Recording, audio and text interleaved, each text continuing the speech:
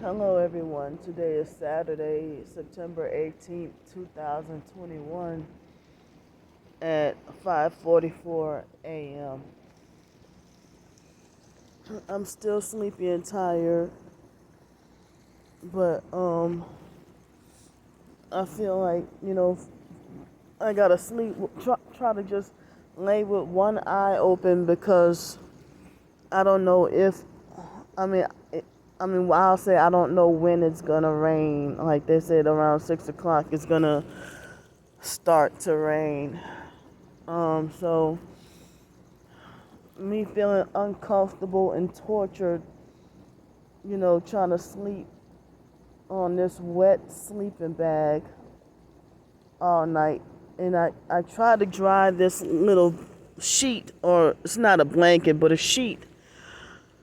It's still wet, and so I got a little sleep, but it was hard trying to get some sleep. And you know what? If it weren't for what happened recently, any other time I would have had help with the hotel room. You know, but the smear campaigns, like people keep believing them and believing them and stuff like that. You know, but because of what happened last week, now nobody really wants to help me.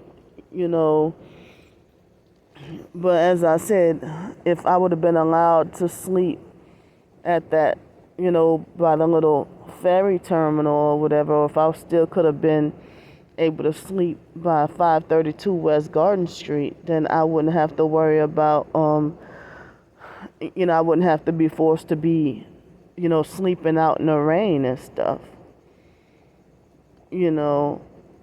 so I'm still tired and sleepy, and it's supposed to rain until this coming Thursday, and I mean, if if it was last year, people would have, pulled together to help me to at least, I mean, stay in the, they got me, set me up to be wrongfully banned from a lot of the cheaper hotels, but, it's not summer anymore. And so now the cheapest, if I could stay in a, certain hotels, it's like the cheapest would be like 500 something a week, 500 and something else for a week. But, I I really need help with something permanent. And I wish people could help me as fast as possible before winter, for me to get something permanent, in either in Pensacola or the surrounding areas.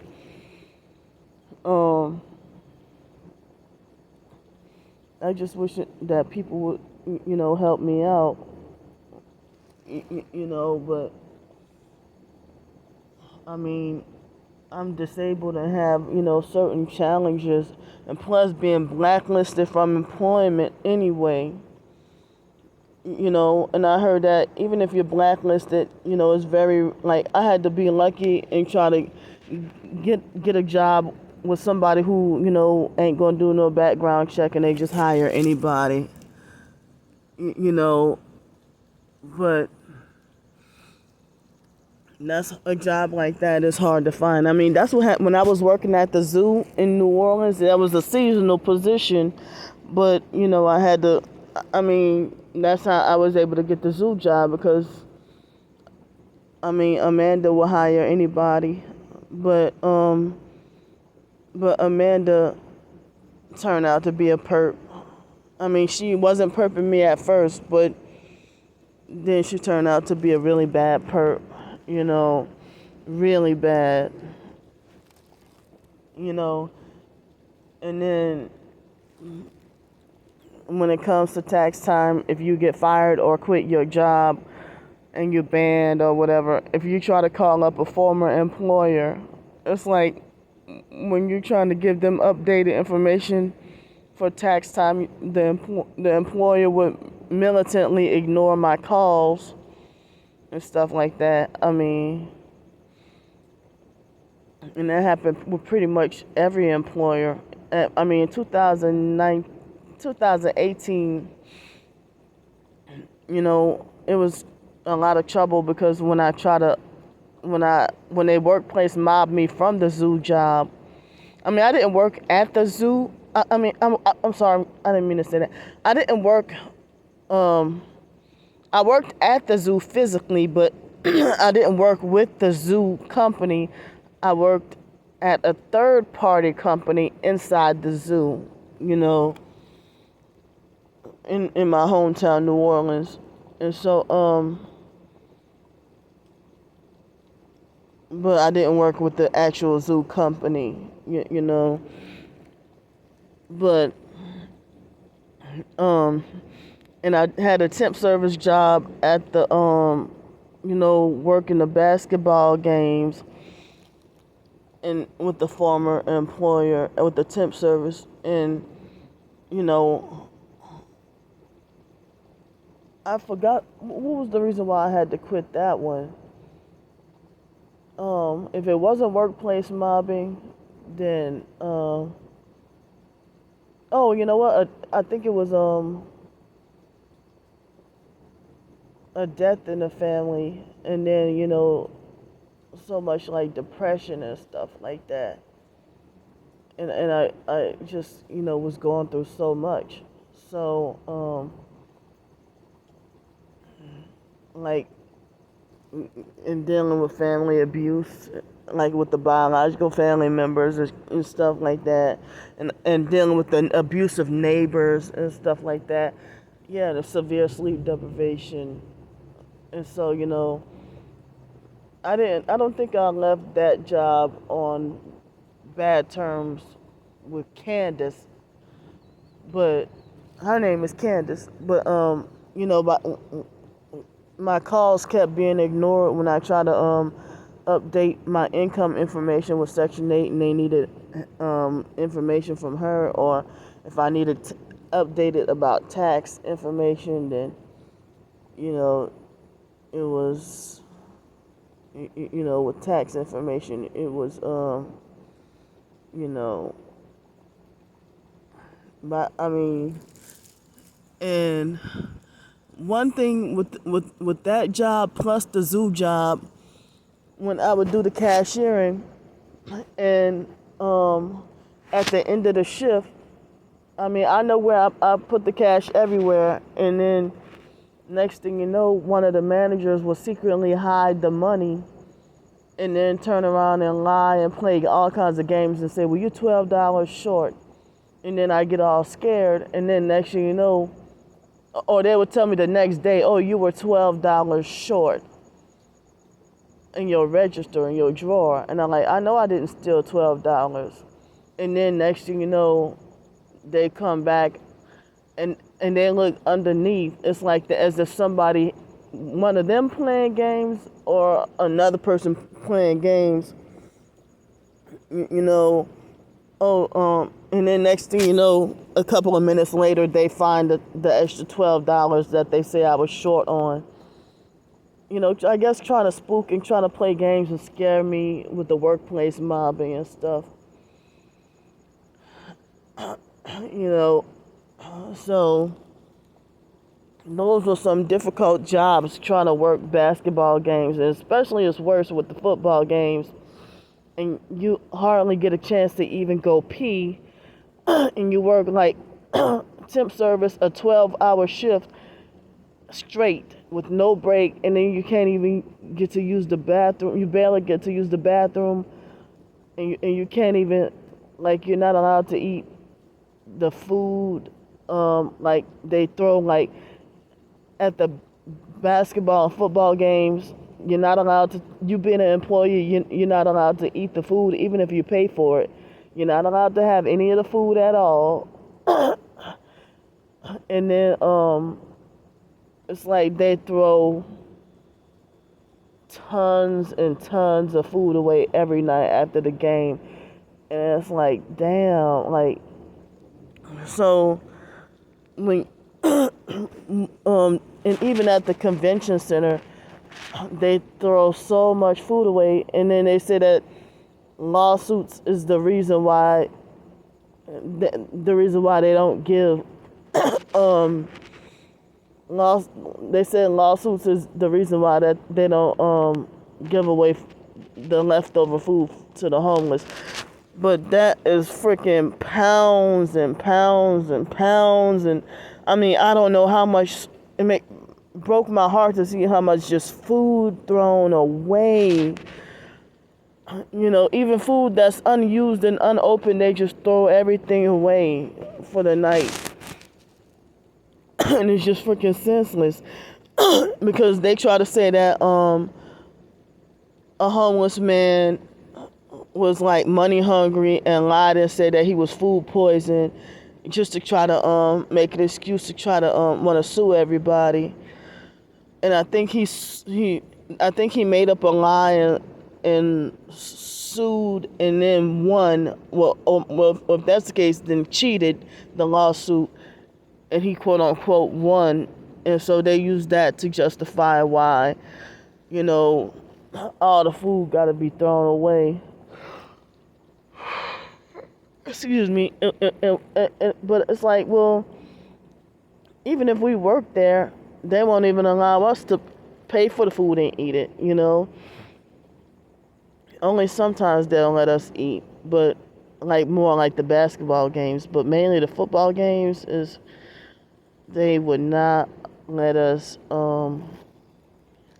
eat, you know, at the it was like wild, you know, and a lot of people would be frustrated with each other, and I didn't realize it was part of the workplace mobbing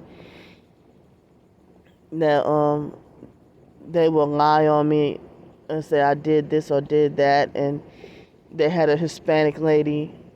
She kept just pushing off and on throughout the whole shift. She just kept pushing me, physically pushing me, like for no reason. And one time, me and her almost got into an all-out fist fight, and I almost got fired, and not her, because you know, for trying to you know, I didn't even push her back, but I just told her, I just turned around and asked, like, why do you keep pushing me? You know, and then that turned into like a serious altercation, you know. But I didn't fight back, you know. So, I mean, it takes a lot to get me. It takes a lot to get me to have an outburst. I mean, well, I end up getting overly sensitive and getting outbursts easily, but it takes a lot to get me to hit you, like hit somebody, you know. It takes a lot to get me to hit somebody. But back then, you know, in elementary school or junior high, I used to, you know, well, not so much junior high, I mean, but mainly in elementary school, it would be easy for me to hit you. But, you know, I try to walk around and trying to be nonviolent and try to, you know, try to be peaceful, but it's very hard, you know, being gang stalked. You know, I didn't realize that was part of the workplace mobbing. And I had some other incidents, you know, I didn't quite all that way remember, you know. So I'm doing this video in the dark because I'm doing this video in the dark. Well, it look like it's getting light outside, but I'm doing this video in the dark because I could do a full video with a lot less storage space used up on my phone. This funny acting phone. I can't wait till November.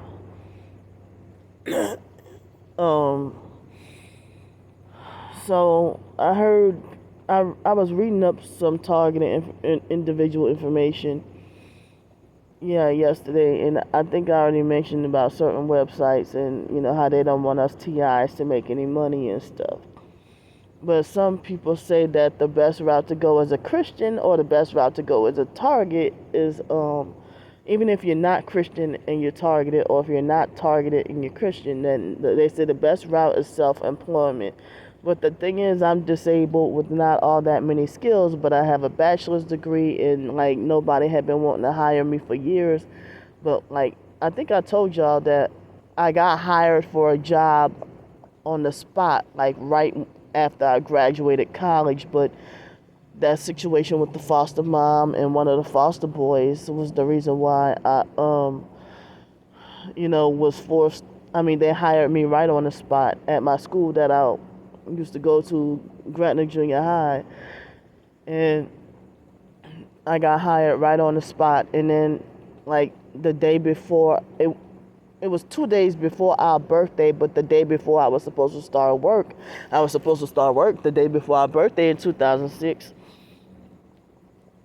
So I think I got my degree, my college degree, on August 6th or 10th, 2006. I think it was August 10th, 2006. And so, like, that lady, she hired me right on the spot, and I was supposed to start work. And the day before I was supposed to start work, the foster boy, James Joseph, not James Burris, Joni's brother, not Joni's brother James, but the other foster boy, James, he was an abusive perp who treated me very abusive and mean based on the smear campaigns and lies he heard about me. So that's another story right there. I think I told the story already about what happened with him. The foster mom had him involved in like bullying me, and he put his hands on me and punched me. And that was the first time the police ever told me, well, to have a place to live is a privilege and not a right. And then I said, well, how is it a privilege if I gotta pay to stay here? And I remember when they pretended to take James to jail and play all kinds of psych games and stuff. And then I said, you're not really taking him to jail. I mean, they pretended to treat me like a 5-year-old and play all kinds of psychological games. I guess it was a street theater. And the police try to say, oh, well, you insulting my integrity. He tried to say, you're insulting my integrity and stuff like that. Like, I'm insulting your integrity because I know you were lying, and he didn't take James to jail.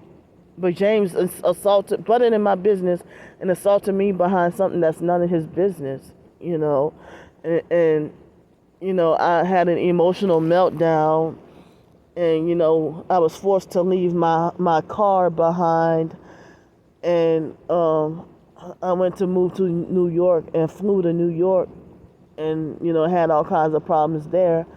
I guess I would have done better if I would have just What if I would have took that money and just straight up took my car with me and drove to Los Angeles? Los Angeles seems more car friendly than New York, And I was trying to see about going to translation school, and because of my homeless circumstances, that didn't work out, And both times I tried to go to translation school. So, it's really rough out there in New York and Los Angeles, but New York is even worse.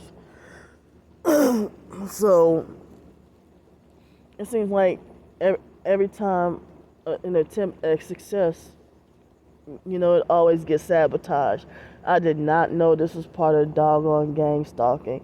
And then a lot, of course, foster and biological family members are in on it. And the foster mom was using the foster boys as, foster kids as narcissistic supply and more money, and using the foster using them to perp me, and using my own twin sister to perp me and stuff like that, perp and bullying me and treat me a certain way. And, the foster mom deterred everybody away from me, even the people in the cult and stuff. And I said, what's the point of being part of like the Institute of Divine Metaphysical Research cult? I said, what's the point of being part of a religion when nobody likes you or nobody cares about you? You know. So, so it's starting to get lighter outside, and it's getting cloudier, and I'm getting kind of nervous because I don't know if it's gonna start raining at any moment. And a couple of days ago, when I went to get more trash bags and bladder pads, and you know, and a couple other things, it's like I try to get the ponchos, more rain ponchos. I try to get them, but like both Walgreens and Publix said that they ran out of rain ponchos, you know. So it's like when it's windy, ponchos don't help, and neither do umbrellas. I just gave up on umbrellas a long time ago. No matter how big the umbrella is, you know, I can buy a $20. Usually I buy a dollar or $3 umbrella. But if I even try to buy a $20 umbrella, the umbrella, like, it will break within 10 minutes, like less than 5 minutes, and then break and fold all over with the wind. And then, you know, a waste of an umbrella. So I don't even buy umbrellas no more. So I buy ponchos, and if I try to buy the reusable rain ponchos, they you know, the reusable ponchos, they you know, they have like where you button it down on the side and you still can get wet. So that's why I buy the throwaway ponchos. Plus my OCD also, you know, why I buy the throwaway dollar ponchos and try to get the sturdier ones. And I even reuse the dollar ponchos sometimes. They say it's a one-time use only, but I reuse it more than once. But if it's, you know, if it got too many holes in it, or you know, use like at least 3 or 4 times, then I gotta retire it and get a new one. I mean, use another one. So I'm feeling scared because I still have this tooth abscess in my mouth, and I haven't had the convenience to get to brush my teeth, being forced out here on the streets. You know, I mean, I'm looking for a permanent place to live. I got a little sleep last night, but my sleep wasn't as good.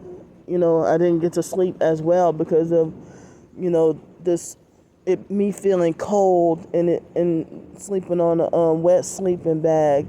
I tried to put some plastic bags on top of it and still got kind of wet, you know. And so, you know, I just can't believe that what I'm going through. You know, I can't believe what I'm going through, and I have a lot of people to be angry with me and hate me right now, and vice versa. Like I'm sitting here feeling like I'm mad at everybody and hate everybody, just about everybody right now, and stuff like that. You know, it seems like this gang stalking, everybody hates you and they manipulate you into feeling like you gotta hate everybody. And I know the Bible says love thy neighbor, and I know it's hard to love and try to practice to love and forgive and try to not be bitter, you know, because everything is fresh and everything, just all this constant offenses all the time. And the fake idea Mara cult never taught us love or forgiveness. So when I first found out unforgiveness was a sin, then I realized, well, wow, I thought that chaplain was, you know, I thought he was talking bizarre, but I didn't realize, yeah, the Bible does say that if you don't forgive, then God won't forgive you. So I gotta practice, you know, loving and forgiving the people who hurt me and my enemies and stuff like that. But it's just so hard, you know. It's really hard to try to practice to love people who sit there just tormenting you and having this injustice and abuse happening to you, and I mean, no closure on what's, you don't get any closure on the unfair stuff happening to you and stuff like that. So I'm starting to get colder, and the clouds seem like they're getting stronger. So I gotta get up from here, and I might, of course, try to film some more crazy gang stalking if I see it.